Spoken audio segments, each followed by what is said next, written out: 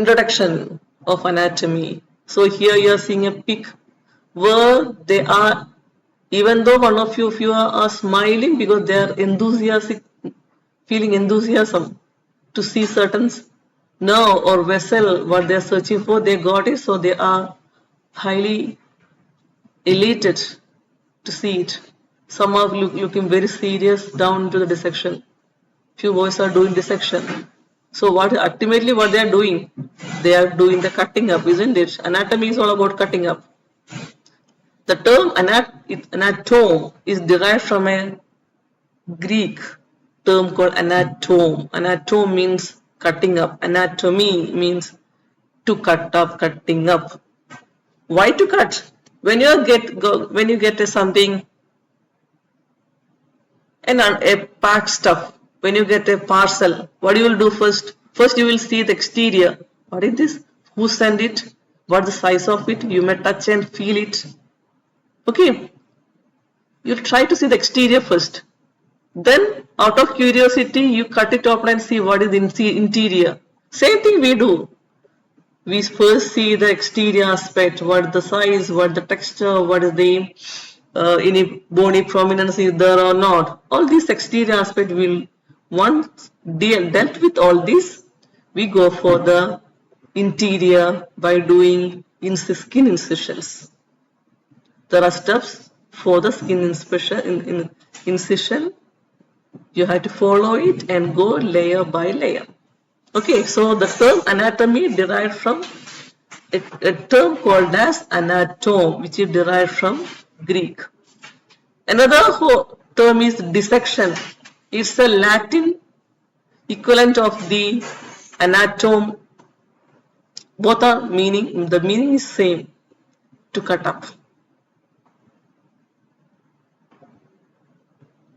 So we must know the history of anatomy. When you are going for a new thing, you must know the past a bit. You need to give the due respect, due the share. When you are going for a research, you must know what is done before you start. To what level the knowledge is developed. Then only you can go for the further. Same way, when this is your first day in anatomy or first week of anatomy, you should know the tribute. You should know the pioneers in this field, and you should pay the tribute for them. So we'll start with the Sushruta. Sushruta is an Indian sage who lived in the bank of river Ganges, Varanasi, Kashi or Banaras. He lived around 3000 years back, that means around 1000 years prior to Jesus Christ, 1000 BC. But he is regarded as the father of surgery. How come? Because at those age, when the modern facilities are not heard of, he was performing surgeries. He was performing surgery to such a precise way that he could do the cataract surgery without causing damage to the sight of the patient. Those with using those crude material, the equipments you are using, what he has designed, using the resources, he himself designed few surgical equipments. Using those crude devices, he could perform cataract surgery. Imagine the precision. He could reconstruct the nose. He was the first plastic surgeon. Can you believe? When the noses came in a bad shape from the battlefield, he could fix it. He took the skin graft from the forehead and cheek and sutured over there. That too with anesthesia, so that he know with the sap of which plant contain a chemical which will relieve the pain of the patient. The plant which which can enhance the wound healing, the plant which can reduce the body temperature fever. So he got a depth, the depth of knowledge was so high that he could manage everything such a perfection okay. So he put a treatise, he made a treatise which is called as Sushruta Samhita. Sushruta Samhita, all his workings is done in the Sushruta Samhita. So this Sushruta Samhita is the one of the basic book for the Indian medical science, which is called as Ayurveda, Indian medical science. So Sushruta Samhita, Charaka Samhita, all are part of Ayurvedic stream of medicine. Apart from this, he is well versed in anatomy also. He could locate the position of the uterus, bladder, rectum, all the pelvic organs, the stages of delivery, everything. He wrote it down, and the steps of each process is also he wrote down in detail. For the first time, he saw that there are two types of vessels, dhamani and sira. That means veins and arteries. Now we know that the arteries carry the pure blood and the veins carry the impure or deoxygenated blood. Those days, he could sense that there are two types of bloods are flowing without any medical facility, without any kind of diagnostic or surgical facilities. He found that two types of vessels are existing. They are called, then he named it like Dhamani and Sira. In those books, the anatomy is referred as Sharira Sthana. Okay. So he is Sushruta. The next one is, this is more familiar for you, the Hippocrates. Hippocrates is an ancient Greek physician philosopher who lived around 460 to 377 before Christ. We remember him in the name of Hippocratic Oath, an oath taken by the medical student after completing his MBBS. When he is just before entering into the practice, he takes Hippocratic Oath, where the professional and the personal conduct, the do's and don'ts that doctor should maintain in his personal as well as the professional life. So at the initial stage, on the initiation day of your medical profession, you have an oath called as Charaka Samhita. When you are passing out on the day of convocation, you have Hippocratic Oath. Okay, the greatest contribution from Hippocrates is that he relieved this medical science from the clutches of superstition. Means he gave a scientific basis for the modern medicine. Hence, he is called as the father of modern science. Till then, it was believed that certain god is unhappy with you, so you are contact with certain kind of diseases.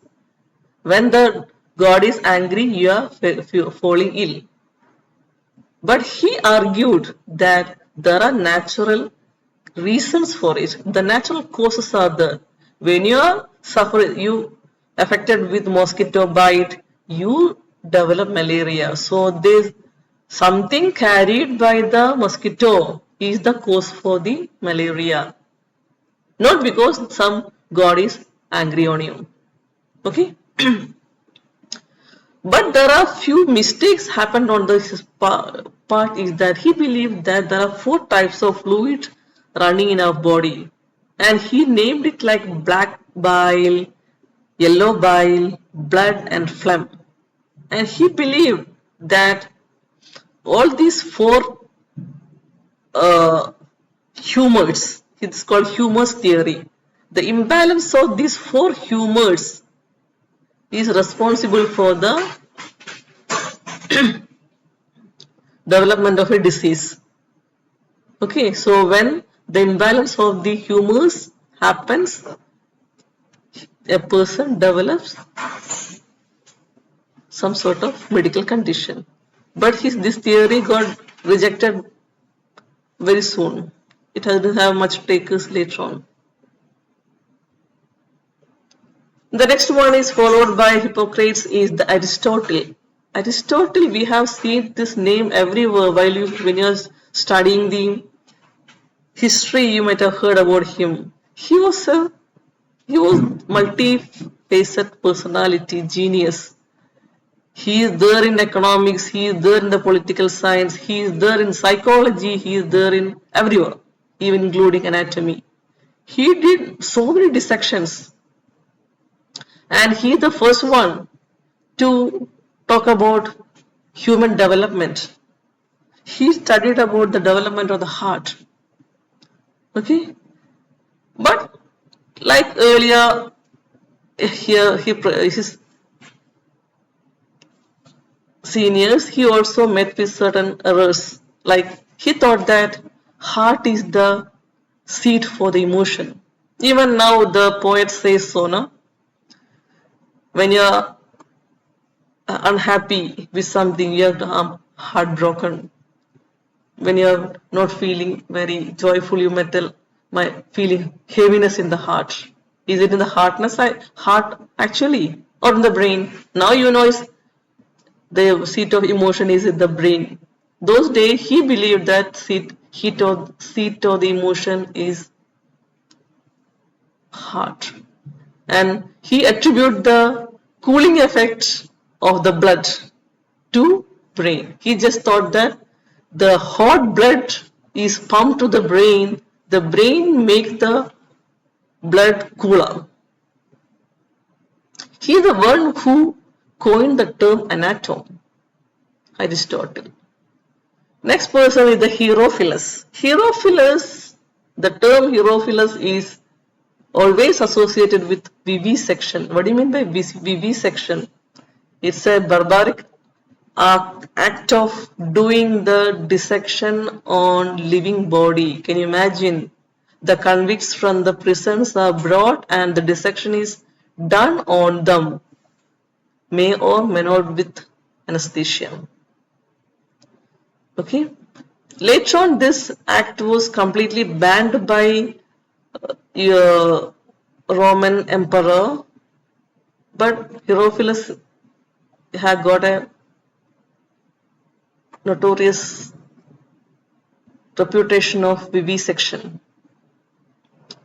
He was a brilliant anatomist. He is the first one to talk about the different parts of the brain. He told that brain has got two cerebral hemispheres, a smaller sphericals called as cerebellum, fourth ventricle, medulla oblongata. All these new terms and the different parts of the brain is described for the first time by Herophilus. And he found that there are some thread-like structures coming out of the brain that do different functions. Some of them are carrying the information from the surface to the brain, and some of them carry the information from the brain to the surface. So he coined that there are two types of nerves, motor nerves and sensory nerves. Okay. Then next comes the Claudius Galen. This person is after Christ, AD 130 to 201. He wrote volumes and volumes about anatomy. So he was the unquestionable authority of medicine of his time. So whatever he says, that was accepted and he got a big fanfare. Okay. He was a very good person, very good scientist. The problem happened here is that since the vivisection was banned after Herophilus' time, he don't have any other option to do vivisection on human being. So he opted the animals, either carcass of the animals or the live animals, wherever he can afford. So he did the dissection on the vivisection on the animals and tried to extrapolate that onto human anatomy. For example, we have a certain thin slab, thin muscle, a set of muscles on our face. Their primary action is to open or close the openings of the mouth, your oral cavity, opening and closure of your mouth, opening and closure of your eyes. Okay, so as certain thin muscles are there on the face. Apart from this closure and dilation, this muscle give the sophisticated different shades of emotion as a byproduct. The same muscles are opening the mouth are also making you to laugh and smile. The same another set of muscles making you to frown.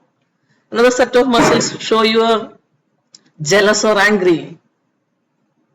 So the muscles are called as muscles of facial expression. The muscles which are responsible for the opening and closure of the openings of the face are also called as muscles of facial expression.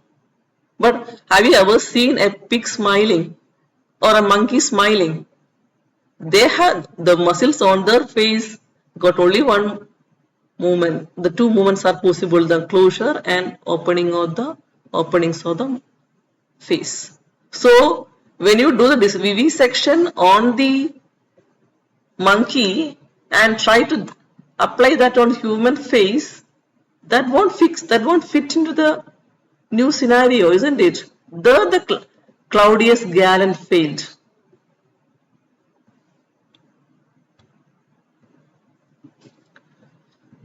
Another person is a great artist, one of the greatest artists of all the time, Leonardo da Vinci. When the term Leonardo da Vinci heard, the Mona Lisa images appears before your mind, isn't it? The beautiful image of Mona Lisa. He was a sculptor, he was a painter, he was a musician, and he was an anatomist also. His proficiency in drawing was such a beautiful that he could draw three-dimensional diagrams. He just open up the body and see the stuff inside too. Inside too means the as such without removing or manipulating. When you have a view, after removing it, after layer by layer, when you seeing an organ in the side, it is called the inside too. So he could draw the diagrams of any viscera inside too in three-dimensional way. So it's like a photos. The photography was not developed those days. So his diagrams, his pencil was working as a camera.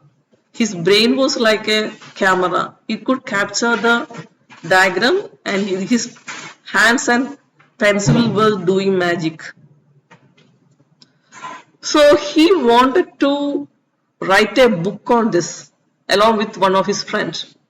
They collected a lot of diagrams, they did a lot of dissection, and he drew hundreds of diagrams of this sort. Even he used to cut the limbs and show the cross-sectional diagrams of the limbs. And the upper part of the arm, how it is going to be, how will be the cross-sectional picture of the lower part of the forearm, how will be the cross-section of the abdomen in upper part and lower part, how it differs. All these paintings he made. But unfortunately, his friend died untimely. He died at a younger age. Due to some reason, Leonardo da Vinci didn't proceed with his project. After Leonardo da Vinci's death, His painting, this priceless painting, left unnoticed for centuries. Can you believe? Around 500 years, these diagrams left unnoticed. When they revived it, it was like a treasure. Okay, so Leonardo da Vinci is the pioneer in sectional anatomy. That means he used to draw the cross section of the thorax and abdomen and limbs with such a perfection that every details will be shown in the diagram. Second person in the modern era is William Harvey. His scientific attitude was so appreciated that he studied about the circulation of the blood. Blood pumped from the heart and it is pumped into the bigger vessel. From the bigger vessel, the blood is running into the smaller arteries, minute arteriole, capillaries, venule, veins, and coming back to the heart again through two big blood vessels. So he named it as circulation, blood circulation. Okay? And he got a lot of applause for this study because of its scientific nature. Next one is a person who developed the better version of microscope is called as Antony van Leeuwenhoek. Antony van Leeuwenhoek. He developed a better version of microscope for the microhistology. John Hunter is a name you will be coming across while doing the lower limb. While doing the lower limb thigh, you will come across a term called Hunter's canal. So this person, he's a British surgeon. He found that if you press that area, Hunter canal, you can compress the femoral artery and you can prevent the bleeding in case of amputation. You can stop hemorrhage by compressing the femoral artery against the femur.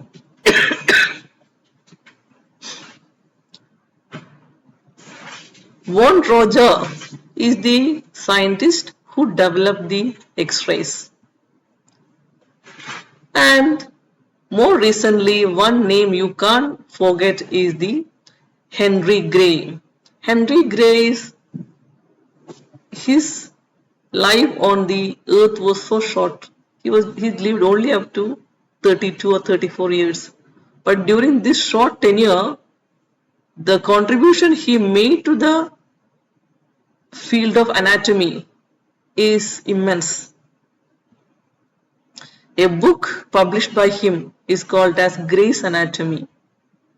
The Gray's Anatomy is called as the Bible of anatomy. Now we can understand the depth, how much we owe to him, Henry Gray. Now the person called as Andrea Vesalius, he is the father of modern anatomy, or he is the reformer of anatomy. He is a simple workaholic professor in the University of Padua.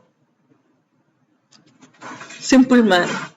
He did hundreds of dissection and he came across to the fact that most of the major share of information that Galen supporters were telling is wrong, because Galen did the dissection on the face of the pig and he is trying to apply those things onto the face of the man. So naturally the errors are possible. When this person told about this, the Galen supporters couldn't bear it. They vehemently protested against him. They were not ready. Around 1500 years, the Galen was the the ultimate authority, unquestionable authority over medicine. On this authority, a simple man called Andreas Vesalius questioned his authority. Naturally, they couldn't bear it. So constantly he was forced to prove his theories. Ultimately, they accepted the fact that what he was telling was correct. The entire his life he dedicated for the research and to enrich the field of anatomy, Vesalius. Hence, he is called as the father of modern anatomy. But the end, he met with a tragic end. He was traveling to somewhere, and the boat he was traveling met with an accident, and he was thrown into some uninhabited island. There he died, maybe due to illness or due to starvation, we don't know. He died in that. His body was later found in that deserted island. So let's see the subdivisions of the anatomy. So in order to make the things simple and in organized way, we need to make the things in divisions, isn't it? So the same fashion, anatomy is also divided into many divisions. So the one you are doing in dissection hall, where you are seeing the thing with naked eye, is called as gross anatomy. Okay? When you want to see the things in a greater detail, you can see the stomach with your eyes. You want to see what the stomach wall is made of. You need to take a small piece of stomach wall, prepare it into certain stages of histology preparations, make it thin slices, stain it, and keep under microscope. You can see the cellular layers and the microscopic architecture of the stomach wall. Then we call it as the microscopic anatomy. So you are studying the organ at a microscopic level. It is otherwise called as histology. Microscopic anatomy or histology are synonyms. Next is clinical anatomy. Clinical anatomy means here you are correlating the anatomical facts with the clinical aspect. How come this particular clinical condition is related to the normal anatomy? If a deviation of the normal anatomy can lead to this clinical condition, because of the normal anatomy is deviated, the nerve is got damaged, this particular disease is developing. Okay.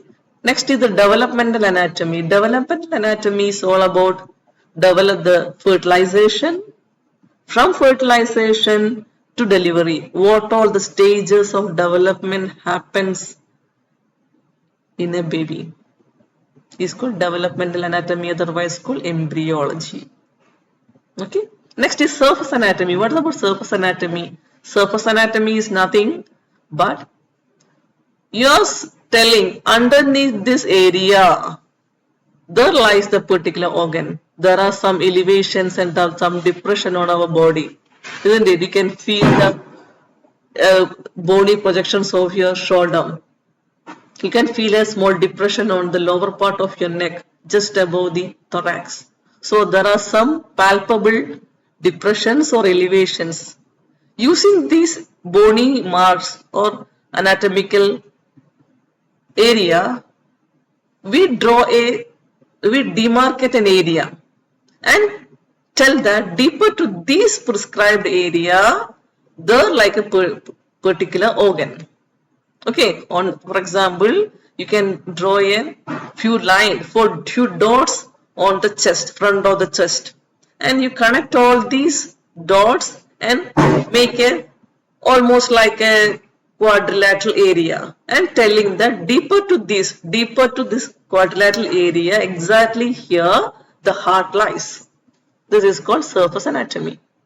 Radiological anatomy is all of nothing about the nothing but, yeah, x-rays. You are learning about the normal x-ray, how to read an x-ray, what are different types of x-ray, what is contrast x-ray, all this kind of a small, not in detail, you will be learning about. Experimental anatomy and comparative anatomy is not done in first year MBBS classes at all. Experimental anatomy is all about the research.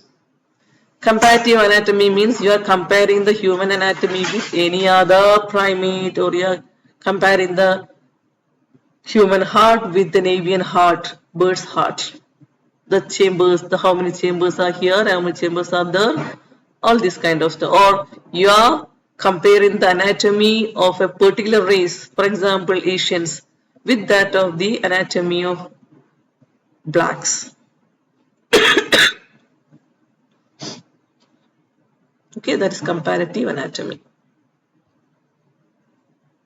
Subdivisions in the gross anatomy, again we can either go regional wise or system wise. In your dissection we are following the region wise. That means we can divide the human body into upper limbs, lower limb, thorax, abdomen, head and neck, and brain. So we will be starting with the dissection of the upper limb, then go over the lower limbs and so on. Or you can study the anatomy in a systemic aspect, system wise, gastrointestinal system, you can respiratory system, what are the organs coming under the, which is concerned with the exchange of air, nervous system, what are the different parts of the brain, the spinal cord, and the nerves attached to it.